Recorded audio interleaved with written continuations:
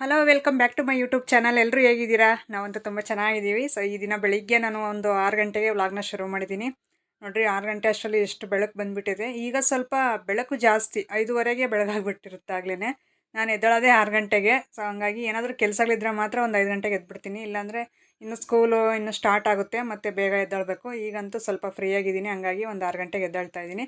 Night ಸ್ವಲ್ಪ video editing ಅಂತೆ ಅದು ಇದು ಇರುತ್ತಲ್ಲ, ಹಂಗಾಗಿ ಸ್ವಲ್ಪ ಲೇಟ್ ಆಗುತ್ತೆ ಮಲಗೋದು. ಹಂಗಾಗಿ ಬೆಳಿಗ್ಗೆ 6 ಗಂಟೆಗೆ ಎದ್ದೇಳ್ತಾ ಇದ್ದೀನಿ. ಈಗ ಎದ್ದಿದ ತಕ್ಷಣ ನಮ್ಮ ಅಮ್ಮರು ಇನ್ನೂ ಹಾಲು ಕರೆದಿರಲಿಲ್ಲ ಹಸುಗಳದು.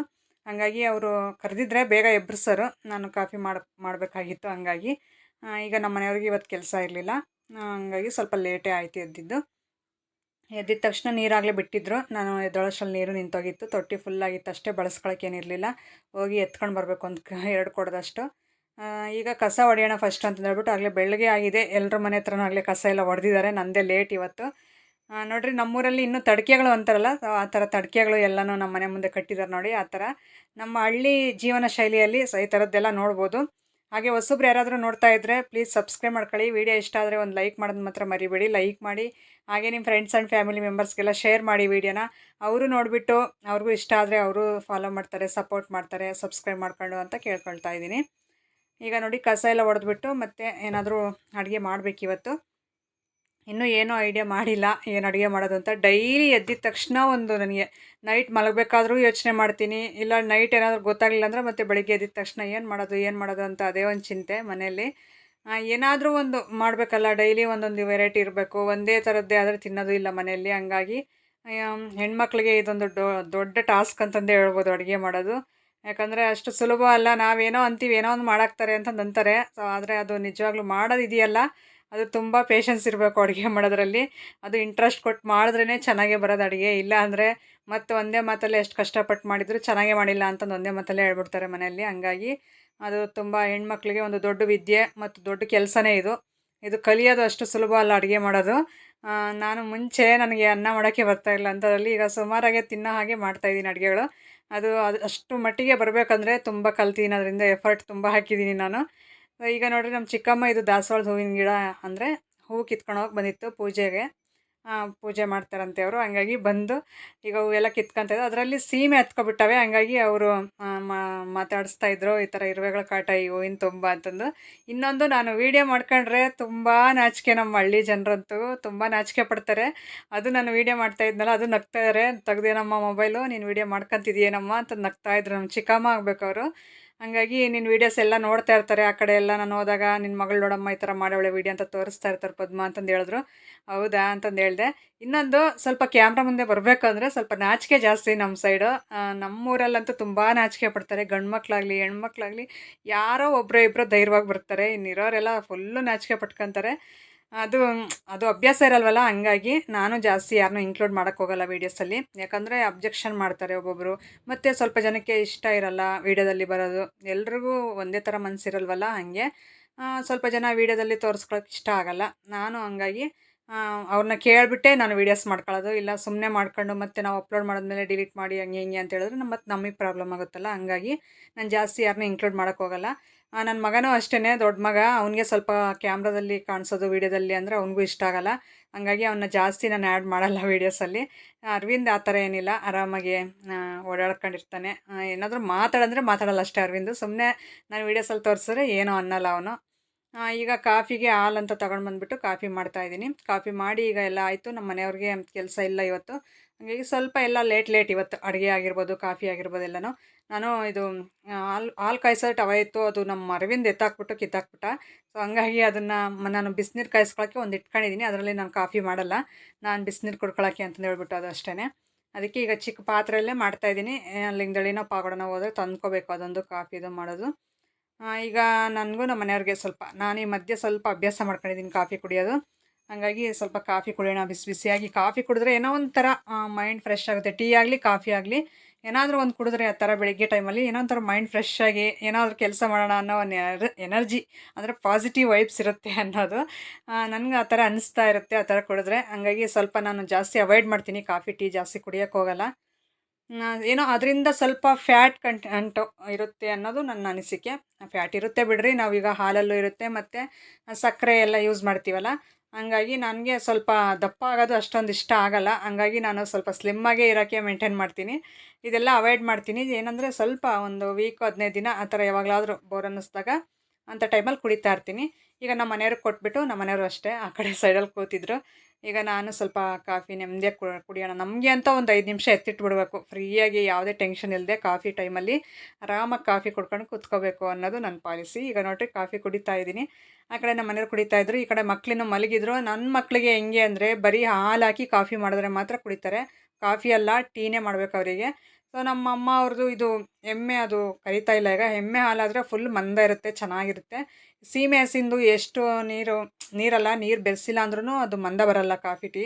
ನೀರು ಥರ ಇರುತ್ತೆ ಹಾಲೇನೆ. ಸೊ ಹಂಗಾಗಿ ಅವ್ರು ಕುಡಿಯಲ್ಲ. ಈಗ ನಾನು ಅದು ಕುಡಿದು ಸ್ವಲ್ಪ ಹೊತ್ತು ಹಂಗೆ ಓಡಾಡ್ತಾ ಇದ್ದರೆ ಅಷ್ಟರಲ್ಲಿ ನನ್ನ ಫ್ರೆಂಡ್ ಫೋನ್ ಮಾಡಿದ್ಲು, ಅರ್ಜೆಂಟ್ ಮನೆ ಹತ್ರ ಬಾ ಅಂತಂದರು ಪಕ್ಕದವರು. ಹಂಗಾಗಿ ಏನಿರ್ಬೋದು ವಿಷಯ ಅಂತಂದು ಹೇಳ್ಬಿಟ್ಟು ನಮ್ಮ ಮನೆಯವ್ರನ್ನ ಕರ್ಕೊಂಡು ನೋಡಿರಿ ಎಷ್ಟು ಫಾಸ್ಟಾಗಿ ಹೋಗ್ತಾ ಇದ್ದೀವಿ ಸುಮ್ಮನೆ ಮನೆ ಹತ್ರ. ಇಲ್ಲಿ ಬರ್ತಾ ದಾರಿಲಿ ಅಲ್ಲಿ ಹಳ್ಳ ಹರಿತಾ ಇತ್ತು. ಹಿಂದಿನ ವರ್ಷ ಅದೆಲ್ಲನೂ ಫುಲ್ಲು ಮಳೆ ಬಂದುಬಿಟ್ಟು ಚೆನ್ನಾಗಿತ್ತು. ಆವಾಗ ಒಂದು ವೀಡಿಯೋನೂ ಮಾಡಿದ್ದೀನಿ. ಆದರೆ ನೀರು ಸ್ವಲ್ಪ ಕಡಿಮೆ ಇತ್ತಾಗಿನ್ನು. ಫುಲ್ಲಾಗಿರ್ಬೇಕಾದ್ರೆ ನಾನು ವೀಡಿಯೋ ಅಂದರೆ ಯೂಟ್ಯೂಬೇ ಸ್ಟಾರ್ಟ್ ಮಾಡಿರಲಿಲ್ಲ. ಸೊ ಹಂಗಾಗಿ ಈಗ ನೋಡಿ ಈ ಕಡೆ ಎಲ್ಲ ಹಚ್ಚ ಹಸಿರು ಗದ್ದೆಗಳು ಎಲ್ಲ. ಇಲ್ಲೊಂದು ಫೋಟೋನೂ ಇಟ್ಕೊಂಡಿದ್ದೆ ನಾನಾಗ. ಅದಕ್ಕೆ ಅದು ನೆನಪಾಯಿತು, ಅದಕ್ಕೆ ಇನ್ನೊಂದು ಫೋಟೋ ಇಟ್ಕೊಂಡೆ. ಈಗ ಇನ್ನೇನು ಊರಿಗೆ ಎಂಟ್ರಿ ಆದ್ವಿ ಓಬಳಾಪುರಕ್ಕೆ. ನಮ್ಮೂರ ಪಕ್ಕ ಓಬಳಾಪುರ ಇರೋದು, ಆ ಊರಿಗೆ ಹೋಗ್ತಾ ಇರೋದು. ನನ್ನ ಫ್ರೆಂಡು ಕರೆದಿದ್ದಾಳೆ ಮನೆ ಹತ್ರ ಬಾ ಅಂತಂದು ಹೇಳ್ಬಿಟ್ಟು. ಏನು ವಿಚಾರಿಸ್ಕೊಂಡು ಬರೋಣ ಅಂತ ಹೇಳ್ಬಿಟ್ಟು ನಮ್ಮ ಮನೆಯವ್ರನ್ನ ಕರ್ಕೊಂಡು ಹೋದೆ. ನಾವೀಗ ಮನೆ ಹತ್ರ ಬರೋ ಅಷ್ಟರಲ್ಲಿ ಸಂಪಿಗೆ ನೀರೆಲ್ಲ ಬಿಡ್ತಾ ಇದ್ಲು. ಬಿಟ್ಟು ಒಳಗಡೆ ಇದ್ಲು. ಈಚೆ ಕಡೆ ಯಾರೂ ಇರಲಿಲ್ಲ. ನಾನೇ ಸ್ವಲ್ಪ ವೀಡಿಯೋ ಮಾಡ್ಕೊಂಡು ಈಗ ಹೋಗ್ತಾ ಇದ್ದೀನಿ ನೋಡಿರಿ ಎಂಟ್ರೆನ್ಸಲ್ಲಿ ಹಿಂಗೆ. ನಾವು ಇದಕ್ಕೆ ಹೋಗಿದ್ವಲ್ಲ ರೆಸಾರ್ಟ್ಗೆ, ಅವಳೇನೆ ಮೀನಾ. ನಾನು ಅವಳು ತುಂಬ ಕ್ಲೋಸು. ಸೊ ಹಂಗಾಗಿ ಈಗ ಯಾಕೋ ಕರೆದಿದ್ದಾಳೆ ಅಂತಂದು ಹೇಳ್ಬಿಟ್ಟು ಬಂದ್ವಿ ಮಾತಾಡ್ಸೋಣ ಅಂತ. ಬರೋಷ್ಟರಲ್ಲಿ ಆಗಲೇ ಟಿಫನ್ನು ಆಗಿತ್ತು ಇವ್ರ ಮನೇಲಿ. ನಾನು ಕಾಫಿ ಒಂದು ಮಾಡ್ಕೊಂಡು ಕುಡಿದಿದ್ದೀವಿ ನಾವು. ಮುಖ ತೊಳ್ಕೊಂಡು ಕಾಫಿ ಒಂದು ಮಾಡಿದ್ದೀನಿ ಅಷ್ಟೇ. ಇಲ್ಲಾಗಲೇ ಇಡ್ಲಿ ಮಾಡಿಬಿಟ್ಟು ಅವಳು ಚಟ್ನಿ ಎಲ್ಲ ಮಾಡಿದ್ಲು. ಸೊ ನಮಗೆ ತಿನ್ನು ಅಂತಂದು ಹೇಳ್ಬಿಟ್ಟು ಸ್ವಲ್ಪ ಹೊತ್ತು ಕೂರಿಸಿ ಮಾತಾಡಿದ್ಲು. ಮಾತಾಡಾದ್ಮೇಲೆ ಏನಕ್ಕೆ ಕರೆದಿದ್ದು ಅಂದರೆ ಧರ್ಮಸ್ಥಳ ಹೋಗ್ತಿದ್ದೀವಿ ಬರ್ತೀಯಾ ಅಂತಂದು ಕರೀತಾವಳೆ.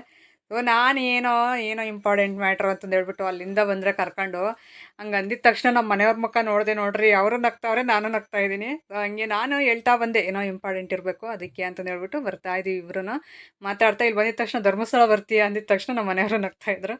ಸೊ ನಾನು ನಗ್ತಾಯಿದ್ದೆ. ನಮ್ಮ ಮೀನಾ ನನ್ನ ಫ್ರೆಂಡ್ ಇದ್ದಾಳಲ್ಲ, ಅವ್ರ ಹಸ್ಬೆಂಡು ಟಿಫನ್ ಮಾಡ್ತಾಯಿದ್ರು ಆಗಲೇ ಕೂತ್ಕೊಂಡು ಮಾತಾಡ್ಕೊಂಡು. ಇಲ್ಲ ತಾಯಿ ನಾನು ಬರೋಲ್ಲ, ನಿನ್ನ ಮಾತು ಕೇಳಿ ನಗಬೇಕು ಅಳಬೇಕು ಒಂದು ಗೊತ್ತಾಗಲ್ಲ ಅಂತಂದು ಹೇಳ್ಬಿಟ್ಟು ಅವಳ ಹತ್ರ ಹೇಳ್ಬಿಟ್ಟು ಬಂದೆ. ಯಾಕಂದರೆ ಬಸ್ಸಲ್ಲಿ ಹೋಗ್ತಾ ಇರೋದು, ನನಗೆ ಬಸ್ ಜರ್ನಿ ಆಗಲ್ಲ. ಹಂಗಾಗಿ ಅದು ಬೇರೆ ಧರ್ಮಸ್ಥಳ ಅಂದರೆ ಭಾರಿ ಘಾಟ್ ಸೆಕ್ಷನ್ ಇರುತ್ತಂತೆ ನಮ್ಮ ಮನೆಯವ್ರು ಹೇಳಿದ್ರು. ಸೊ ಹಂಗಾಗಿ ನಾನು ಮತ್ತೆ ಅಲ್ಲಿ ಪೇಷಂಟ್ ಆಗಿಬಿಡ್ತೀನಿ ಮತ್ತೆ ಹೋಗ್ಬಿಟ್ರೆ. ಹಂಗಾಗಿ ಈಗ ಬೇಡ ನಾನು ಬರಲ್ಲ, ನೀವೇ ಹೋಗ್ಬಿಟ್ಟು ಬರ್ರಿ ಅಂದರೆ ಮೀನಾನು ಮತ್ತು ಅವ್ರ ಅತ್ತೆ ಮಕ್ಕಳು 4 ಜನ ಹೊರಟ್ರು ಅವರು. ಸಂಜೆ ಒಂದು 4 ಗಂಟೆ ಹಂಗೆ ಹೋಗ್ತೀವಿ, ಬರೋಂಗಿದ್ರೆ ಬಾ ಇನ್ನೊಂದು ಸರಿ ಅಂತಂದು ಹೇಳ್ಬಿಟ್ಟು ಕಾಲ್ ಮಾಡಿದ್ಲು. ಇಲ್ಲ ಬರಲ್ಲ ಹೋಗು, ನನ್ನ ಕೈಲಿ ಆಗಲ್ಲ. ಇಲ್ಲ ಕಾರಲ್ಲೋ ಏನಾದರೂ ಆಗಿದ್ರೆ ಹೋಗ್ಬೋದಾಗಿತ್ತು. ಹಾಗಾಗಿ ಅವಳ ಜೊತೆ ಮಾತಾಡ್ಕೊಂಡು ಬಂದಿದ್ದಾಯಿತು.